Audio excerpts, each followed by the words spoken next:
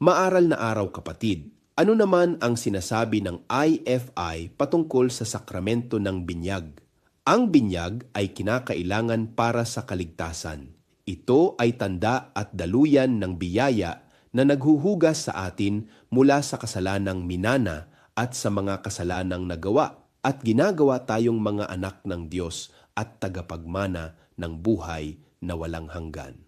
Sa IFI, ang binyag ay may indelible character, isang tatak ng pakikiisa kay Kristo na hindi mabubura.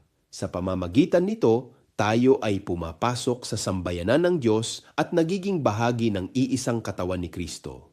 Ang binyag ay isinasagawa sa tubig sa ngalan ng Ama, ng Anak at ng Espiritu Santo. Ito ay simula ng pananampalatayang isinasabuhay, biyayang tinatanggap at tinutugunan sa paglilingkod para sa Diyos at para sa bayan at mamamayan. Ako si Bishop Tonyo, Obispong Migrante sa Europa at ito ang araling IFI, magsamba, mag-aral, maglingkod.